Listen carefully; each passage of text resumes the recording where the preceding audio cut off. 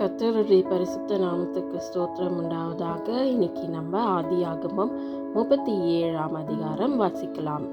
யாக்கோபு தன் தகப்பன் தங்கியிருந்த கானான் தேசத்திலே குடியிருந்தான். யாக்கோபுடைய சந்ததியின் வரலாறு. யோசேப்பு 17 வயதிலே தன் சகோதரருடனே ஆடுகளை மேய்த்து கொண்டிருந்தான்.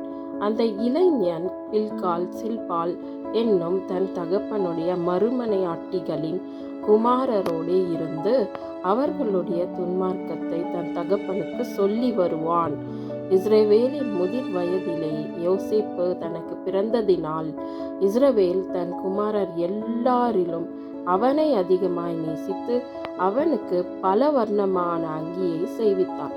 அவனுடைய சகோதரர் எல்லாரிலும் அவனை தங்கள் தகப்பன் அதிகமாய் நேசிக்கிறதை அவன் சகோதரர் கண்டபோது அவனோட பட்சமாய் பேசாமல் அவனை பகைத்தார்கள். யோசேப்பு ஒரு சொப்பனம் கண்டு அதை தன் சகோதரருக்கு அறிவித்தான். அது நிமித்தம் அவனை இன்னும் அதிகமாய் பகைத்தார்கள். அவன் அவர்களை நோக்கி, நான் கண்ட சொப்னத்தை கேளுங்கள். நாம் வயலில் அறுத்து அரிகளை கட்டி கொண்டிருந்தோம். அப்பொழுது என்னுடைய அரிக்கட்டு நிமிர்ந்திருந்தது, உங்கள் அரிக்கட்டுகள் என் அரிக்கட்டை சுற்றி வணங்கி நின்றது என்றான். அப்பொழுது அவன் சகோதரர் அவனை பார்த்து, நீ எங்கள் மேல் துரைத்தனம் பண்ணுவாயோ, நீ எங்களை ஆளப்போகிறாயோ என்று சொல்லி அவனை அவன் சொப்பனங்களின் நிமித்தமும் அவன் வார்த்தைகளின் நிமித்தமும் இன்னும் அதிகமாய் பகைத்தார்கள். அவன் வேறொரு சொப்பனம் கண்டு தன் சகோதரரை நோக்கி, நான் இன்னும் ஒரு சொப்பனத்தை கண்டேன். சூரியனும் சந்திரனும் 11 நட்சத்திரங்களும் என்னை வணங்கினது என்றான்.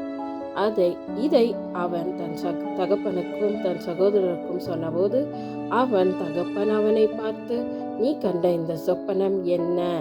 நானும் உன் தாயாரும் உன் சகோதரம் தரை மட்டும் குனிந்து உன்னை வணங்க வருவோமோ என்று அவனை கடிந்து கொண்டான். அவன் சகோதரர் அவன் மேல் பொறாமை கொண்டார்கள். அவன் தகப்பனோ அவன் சொன்னதை மனதிலே வைத்து கொண்டான். பின்பு அவன் சகோதரர் சீகேமிலே தங்கள் தகப்பனுடைய ஆடுகளை மேய்க்க போனார்கள். இது வரைக்கும் நம்ம என்ன பார்த்துட்டு இருக்கோம்னா, யாக்கோபு அவர்களுடைய வம்ச வரலாறுல நடந்த ஒரு முக்கியமான ஒரு சம்பவத்தை தான் நம்ம வாசிச்சு கொண்டிருக்கோம். அது என்னன்னா யோசேப்பு என்று சொல்லப்படுகிற அவருடைய 11வது மகன். அவருடைய வயதான காலத்தில் பிறந்ததுனால அவரை மிகவும் நேசிக்கிறாரு. நேசித்து பல ஆடுகளை கொடுத்து அவர் மேலே ரொம்ப அன்பாக இருக்கிறதுனால அவங்க சகோதரர்களுக்குள்ள அவர் மேலே ஒரு பொறாமை வருகிறதுன்னு சொல்லி நம்ம பார்க்குறோம். என்ன நடக்குதுன்னா, கர்த்தர் அவரோட கூட சொப்பனம் மூலமாக அவரோட எதிர்காலத்தை குறித்து சொல்கிறாரு. யோசிப்புக்கு அதனோட அர்த்தம் தெரியுதோ இல்லையோ, அவர் அந்த சொப்பனத்தை சொல்லும் போதே அவங்களுக்கு, அவங்க சகோதரர்களுக்கும் அவங்க அப்பாவுக்கும் அதனோட அர்த்தம் தெரிஞ்சிச்சு. அதனால தான் அவங்க ஃப்யூச்சரை நடக்க போகிறத அவர் ஜஸ்ட் என்ன சொல்கிறாருன்னா, என்னுடைய அரிக்கட்டை சுற்றி உங்கள் அரிக்கட்டுகள் வணங்கி நின்றது, அவ்வளோதான் சொன்னார். ஆனால் அவங்க என்ன சொல்கிறாங்களா, நாங்கள் எல்லாமே வணங்குவோமா அப்படின்னு சொல்லிட்டு அவங்க நடக்க போகிறத அவங்க சரியாகி அவங்க நிதானிக்கிறாங்க. இருந்தாலும் அவனை போய் நம்ம ஏன் வணங்க போகிறோன்ற மாதிரி ஒரு ஏளனமான ஒரு வார்த்தைகளாக இருந்துச்சு. ஆனால் அவங்க தகப்பனும் பாருங்கள், சூரியன் சந்திரன் சொன்ன உடனே அவரும் அவங்க மனைவி தான் அது அப்படின்னு சொல்லிட்டு அவர் கண்டுபிடிச்சிட்டு இந்த மாதிரி சொல்கிறாரு, நானும் மனைவி அம்மா எல்லா சகோதரரும் இன்னும் வணங்க போகிறோமா அப்படின்னு சொல்லிட்டு கேட்குறாரு. ஆனாலும் அவர் மனசில் அதை வச்சுக்கிறாரு. யோசேப்போட வாழ்க்கையில் பார்த்திங்கன்னா அது அப்படியே நிறைவேறினது என்று சொல்லி நம்ம பார்க்குறோம். நம்ம வாழ்க்கையிலையும் கூட ஆண்டவர் கொடுக்கிற சொப்பனங்களை நாம் மனதிலே வைத்து நாம் ஜெபிக்க வேண்டும். ஒரு சில நேரத்தில் அதை மற்றவர்களோடு பகிர்ந்து கொள்ளும் பொழுது அவர்கள் அதை வேறு விதமாய் புரிந்து கொண்டு நம்ம மேலே பொறாமை செய்யறதுக்கு காலம் இருக்குது. அதனால நம்ம அதை எழுதி வச்சு அதுக்காக நம்ம ஜெபிச்சு ஆண்டவர் பாதத்தில் காத்திருக்கணுமே தவிர எல்லார்கிட்டையும் சொல்லணும்னு சொல்லிட்டு ஒரு அவசியம் இல்லை. தொடர்ந்து நம்ம வாசிக்கலாம். அப்பொழுது இஸ்ரவேல் யோசேப்பை நோக்கி, உன் சகோதரர் சீகேமிலே ஆடுகளை மேய்க்கிறார்கள் அல்லவா, உன்னை அவர்களிடத்தில் அனுப்ப போகிறேன் வா என்றான். அவன் இதோ போகிறேன் என்றான். அப்பொழுது அவன், நீ போய் உன் சகோதரருடைய க்ஷேமம் எப்படி என்றும் ஆடுகள் எப்படி இருக்கிறது என்றும் பார்த்து எனக்கு மறு செய்தி கொண்டு வா என்று அவனுக்கு சொல்லி எபிரோன் பள்ளத்தாக்கிலே இருந்து அவனை அனுப்பினான். அந்தபடியே அவன் சீகேமுக்கு போனான். அப்பொழுது ஒரு மனிதன் அவன் வழியிலே வழிதப்பி திரிகிறதை கண்டு, என்ன தேடுகிறாய் என்று அவனை கேட்டான். அதற்கு அவன், என் சகோதரரை தேடுகிறேன், அவர்கள் எங்கே ஆடு மேய்க்கிறார்கள் சொல்லும் என்றான். அந்த மனிதன், அவர்கள் இவ்விடத்திலிருந்து போய்விட்டார்கள், தோத்தானுக்கு போவோம் என்று அவர்கள் சொல்ல கேட்டேன் என்றான். அப்பொழுது யோசேப்பு தன் சகோதரரை தொடர்ந்து போய் அவர்களை தோத்தானிலே கண்டுபிடித்தான். அவர்கள் அவனை தூரத்திலே வர கண்டு, அவன் தங்களுக்கு சமீபமாய் வரும் முன்னே அவனை கொலை செய்யும்படி சதி யோசனை பண்ணி ஒருவரை ஒருவர் நோக்கி, இதோ சொப்பனக்காரன் வருகிறான், நாம் அவனை கொன்று இந்த குழிகள் ஒன்றிலே அவனை போட்டு ஒரு துஷ்ட மிருகம் அவனை பட்சித்தது என்று சொல்லுவோம், வாருங்கள், அவனுடைய சொப்பனங்கள் எப்படி முடியும் பார்ப்போம் என்றார்கள். ரூபன் அதை கேட்டு அவனை அவர்கள் கைக்கு தப்புவித்து அவனை அவன் தகப்பனிடத்துக்கு திரும்பவும் கொண்டு போக மனதுள்ளவனாய் அவர்களை நோக்கி, அவனை கொல்ல வேண்டாம், நீங்கள் இரத்தம் சிந்தலாகாது, நீங்கள் அவன் மேல் கை வையாமல் அவனை வனாந்திரத்தில் உள்ள இந்த குழியிலே போட்டுவிடுங்கள் என்று சொல்லி இவ்விதமாய் ரூபன் அவனை அவர்கள் கைக்கு தப்புவித்தான்.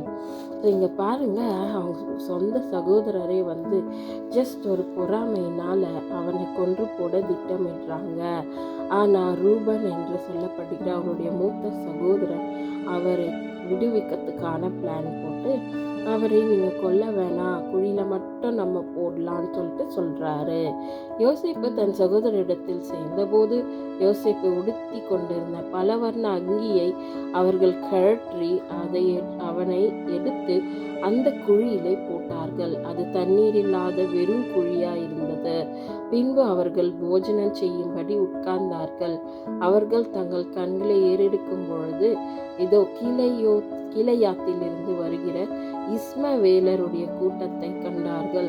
அவர்கள் எகிப்துக்கு கொண்டு போகும்படி கந்த வர்க்கங்களையும் பிசின் தைலத்தையும் வெள்ளை போலத்தையும் ஒட்டகங்கள் மேல் ஏற்றி கொண்டு வந்தார்கள்.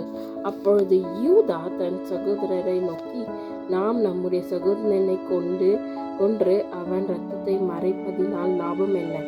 அவனை இந்த இஸ்மவேலருக்கு விற்று போடுவோம், வாருங்கள், நமது கை அவன் மேல் படாதிருப்பதாக, அவன் நம்முடைய சகோதரனும் நம்முடைய மாம்சமுமாய் இருக்கிறானே என்றான். அவன் சகோதரன் அவன் சொல்லுக்கு இணங்கினார்கள். அந்த வர்த்தகரான மீதியானியர் கடந்து போகிற போது அவர்கள் யோசேப்பை அந்த குழியிலிருந்து தூக்கி எடுத்து அவனை இஸ்மவேலர் கையில் 20 வெள்ளிக்காசுக்கு விற்று போட்டார்கள். அவர்கள் யோசேப்பை எகிப்துக்கு கொண்டு போனார்கள். இங்க பாருங்க, யூதா என்பவர், அதாவது யூதாவோட வம்சத்துல தான் இயேசு சுவாமி வந்தார். அதையே நம்ம மைண்டில் வச்சுக்கணும். அவர் என்ன சொல்கிறாருன்னா, நம்ம எதுக்கு அவரை குழியில் போட்டு சாகடிக்கணும், அவரை இஸ்மவேலருக்கு நம்ம விற்று போடலாம் அப்படின்னு சொல்லி ஒரு ஐடியாவை சொல்கிறாரு. அவர்களும் அதை கேட்டு அந்த மாதிரி பண்ணுறதுக்கு ட்ரை பண்ணுறாங்க. இப்போ பாருங்களேன், அவரை குழியில் போட்டுட்டு அவர் எவ்வளோ கதறி இருப்பார், அழுதுருப்பார். அதை போட்டுட்டு அப்படியே அவங்க சாப்பிட்றதுக்கு உட்காடுறாங்க.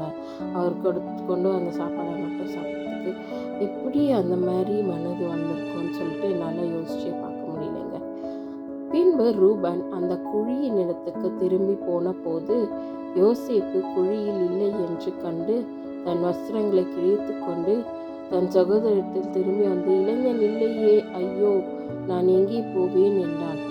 அவர்கள் யோசேப்பின் அங்கியை எடுத்து ஒரு வெள்ளாட்டுக்கடாவை அடித்து அந்த அங்கியை இரத்தத்திலே தோய்த்து பல வண்ணமான அந்த அங்கியை தங்கள் தகப்பனிடத்தில் அனுப்பி, இதை நாங்கள் கண்டெடுத்தோம், இது உம்முடைய குமாரன் அங்கியோ அல்லவோ பாரும் என்று சொல்ல சொன்னார்கள். யாக்கோபு அதை கண்டு, இது என் குமாரனுடைய அங்கிதான், ஒரு துஷ்ட மிருகம் அவனை பட்சித்து போட்டது, யோசேப்பு பீருண்டு போனான் என்று புலம்பி தன் வஸ்திரங்களை கிழித்து தன் அறையில் ரட்டு கட்டி கொண்டு அநேக நாள் தன் குமாரனுக்காக துக்கித்து கொண்டிருந்தான். அவனுடைய குமாரர் குமாரத்திகள் எல்லாரும் அவனுக்கு ஆறுதல் சொல்ல வந்து நின்றார்கள். ஆனாலும் அவன் ஆறுதலுக்கு இடம் கொடாமல் நான் துக்கத்தோடே என் குமாரனிடத்தில் பாதாளத்தில் இறங்குவேன் என்றான். இவ்விதமாய் அவனுடைய தகப்பன் அவனுக்காக அழுது கொண்டிருந்தான். அந்த மீதியானியர் யோசேப்பை எகிப்திலே பார்வோனின் பிரதானியும் தலையாரிகளுக்கு அதிபதியுமாகிய போத்திபார் என்பவனிடத்தில் விற்றார்கள். கர்த்தருடைய திட்டத்தை நம்மளால புரிந்து கொள்ளவே முடியாதுங்க. தீமையை நன்மையாய் மாற்றுகிற தேவன். நமக்கு விரோதமாக அநேகர் வரலாம், நம்மளை குழியிலே போடலாம். ஆனாலும் கர்த்தர் தூக்கி எடுத்து நம்மளை வேற ஒரு இடத்துல அவர்கள் முன்பாகவே நம்மளை உயர்த்தி வைப்பாருங்க. இதுதான் இந்த ஸ்டோரியோட எண்டிங்காக இருக்கும். ஸோ இன்றைக்கு நம்ம இந்த யோசேப்பின் கதையை வாசித்து அதன் அர்த்தங்களை புரிந்து கொண்டோம். தேவனுக்கே மகிமை. ஆமென்.